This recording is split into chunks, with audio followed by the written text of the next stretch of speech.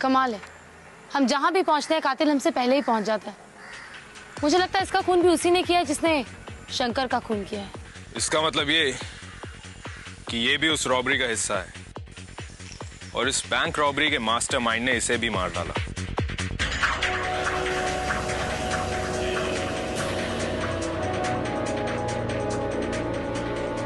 ये बैग,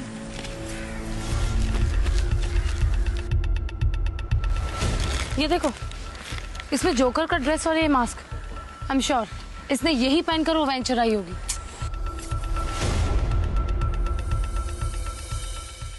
शाइना, ये तो लिपस्टिक का मार्क है। एंड आई एम श्योर इसके साथ सलाइवा का सैंपल भी मिल जाएगा। Got it.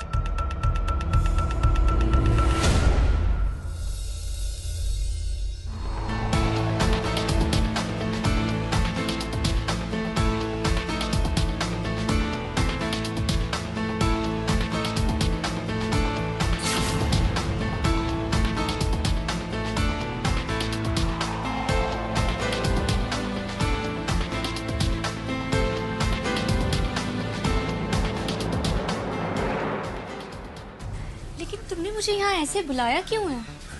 तू तो जानती है ना कि अब तेरे उस जोकर पति को उम्र कैद होने से कोई नहीं बचा सकता। जानती हूँ, हमारे रास्ते का सबसे बड़ा कांटा जो हट गया। हम एक काम करेंगे, आज रात को यहाँ से भाग चलेंगे। रात को? हाँ। लेकिन हम लोग भाग कर जाएंगे कहाँ? किसी ऐसी जगह जहाँ हम पकड़े न जाए। ऐसी कोई जगह नहीं जहाँ कमांड पोस्ट नहीं पहुंच सकती।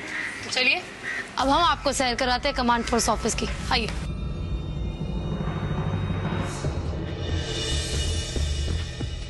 मैं सच कह रही हूँ सर, इस बैंक रॉबरी से मेरा कोई लेना देना नहीं है। हम दोनों तो सिर्फ एक दूसरे से प्यार करते हैं सर, इसलिए भागने की प्लानिंग कर रहे थे। ये सच कह रहे हैं सर? झूठ मत बोलो।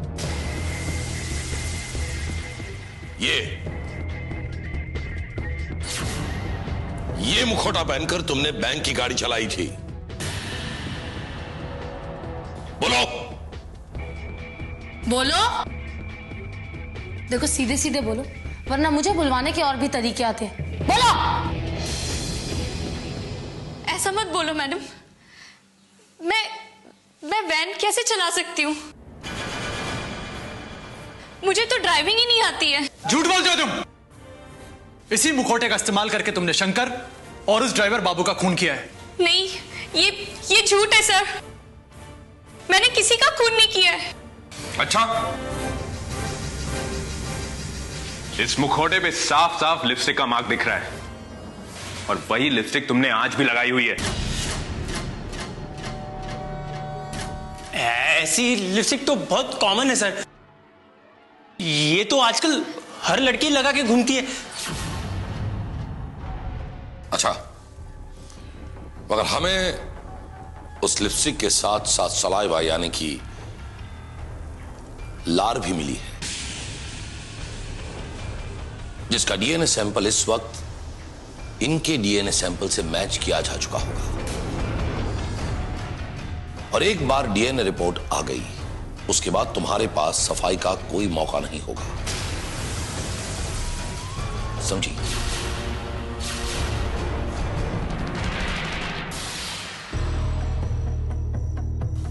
डीएनए की रिपोर्ट थी, लिपस्टिक के साथ जो सलाइवा मिला है उसके डीएनए की रिपोर्ट से तो यही साबित होता है कि वो सलाइवा किसी औरत का है। लेकिन हाँ, ये डीएनए मारिया के डीएनए से मैच नहीं करता है। इसका मतलब यह कि जोकर बनकर कत्ल करने वाली औरत ही थी। यस जी। शाना, मेरा ख्याल है कि हो ना हो ये औरत किसी न किसी तरह से उस बैंक से जुड़ी हुई है। एक काम करो शाना, उस बैंक में जाओ, पता करो वहां कितने लॉकर्स हैं, किन किन के नाम पर है और उनमें से औरतें कितनी हैं। ऑलराइट जी।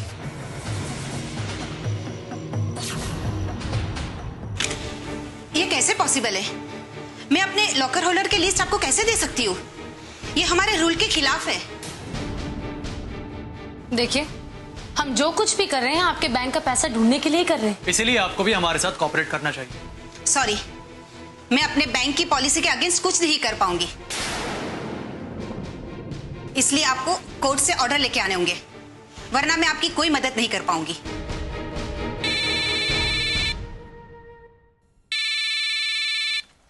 चीफ।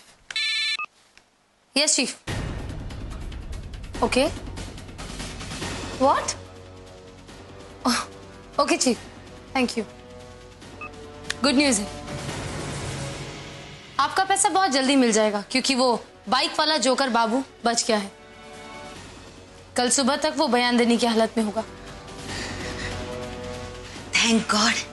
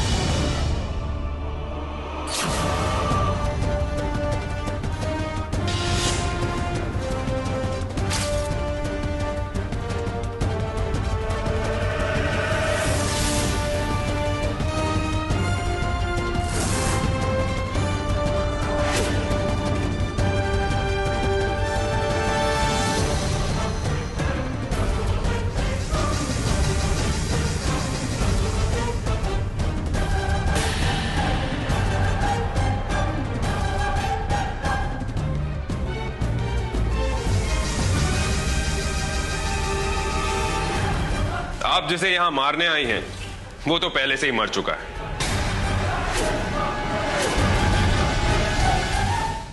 अब आप अपना चेहरा दिखाने का कष्ट करेंगी या फिर ये जहमत भी मैं ही उठाऊं? चलिए कोई बात नहीं, आप पर ये एहसान भी मैं ही कर देती हूँ। मैडम रस्तोगी, हम जानते थे कि जब आपको यह पता चलेगा कि वो ड्राइवर, वो गवाह जिंदा है, तो आप उसे मारने के लिए जरूर आएंगी। इसीलिए हमने ये चीज आपके सामने जाहिर की थी और आप हमारे जाल में फंस गई। शक तो हमें पहले से ही था कि उस बैंक रॉबरी में किसी बैंक के आदमी का हाथ है।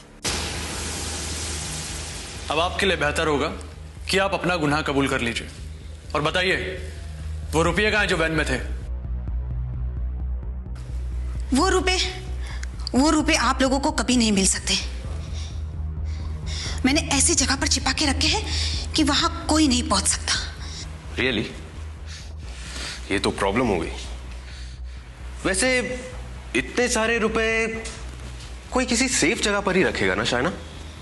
और सबसे ज्यादा सेफ जगह होगी बैंक, है ना?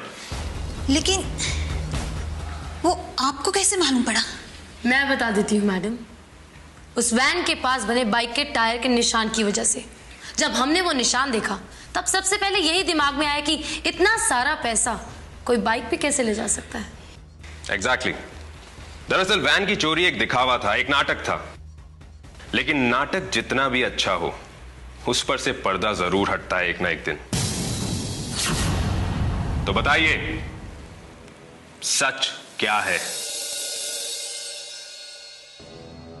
हाँ, ये सच है। मैंने ही वो रॉबरी का प्लान किया था। सारी जिंदगी मैंने ईमानदारी से काम किया, लेकिन मेरे हाथ में आया क्या? वही बंदी तक की सैलरी जो महीने के 15 तारीख तक खत्म हो जाती थी। इसीलिए मैं रिटायर होने से पहले बहुत सारे पैसे जमा करना चाहती थी। तो इसीलिए तुमने अपने ही बैंक पे रॉबरी करवा दी? हाँ, इसलिए मैंने बाइक वाले को अपना पहला मोहरा बनाया। वो हमारे बैंक लॉकर का मेंटेनेंस का काम करता था। उसे 10 लाख रुपए का लोन चाहिए था। 10 लाख? जी मैम। अगर मैंने तुम्हारी अर्जी मंजूर भी कर ली, तो क्या तुम उसे चुका पाओगे? जी मैम, मैं दिन रात मेहनत करके सारा लोन चुका दूं। अगर तुम्हें दिन रात मेहनत ना करनी पड़े और ढेर सारे रुपए मिले तो? वो पैसों की लालच में आ गया था। मेरे ही कहने पर गार्ड और शंकर को अपने साथ मिला लिया था। लेकिन एक बात बताइए कि राजन को खुद अपने आप जहर लेने के लिए आपने कैसे राजी कर लिया? बोलो। हाँ, मैंने उसे यकीन दिलाया उस पाउडर से उसकी हालत अस्पताल पहुंचने जैसी जरूर हो जाएगी, लेकिन उसकी जान को कोई खतरा नहीं होगा। लेकिन उस बेचारे को क्या पता था कि उस 5 करोड़ में से एक फूटी कौड़ी भी उसे नहीं मिलने वाली। और आप किसी को कोई पैसा नहीं देना चाहती थी, इसलिए आपने एक एक करके सबको अपने रास्ते से हटा दिया। बताइए कैसे किया ये सब? वो नहीं, हिस्सा डिवाइड नहीं होगा। मेरे भतीजे का मुझे पूरा हिस्सा चाहिए, पूरा। ठीक है, मैं बात करेगा उससे। मैं नहीं जानता बात करेगा, बस मैं जानता हूं कि मेरे भतीजे का मुझे पूरा हिस्सा चाहिए, नहीं तो समझे।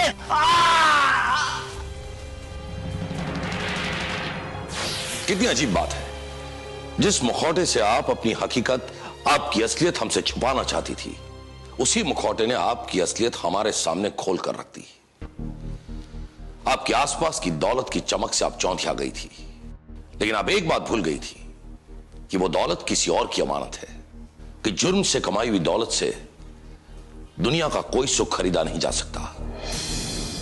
ऐसी दौलत से मिलती है तो सिर्फ और सिर्फ जेल की सलाखें। इंसान जब अपनी हैसियत और काबिलियत को भूलकर, अपनी आसपास की चकाचौंध से अंधा होकर, कानून तोड़कर जुर्म की राह पर निकल पड़ता है, उस वक्त वो ये भूल जाता है कि इस जुर्म के सफर के अंत में उसके हाथ जो कुछ भी था वो भी वो खो देगा, क्योंकि समय से पहले और तकदीर से ज्यादा कभी किसी को कुछ भी नहीं मिलता। मेरी इस बात को याद रखिए, सावधान रहिए, सुरक्षित रहिए।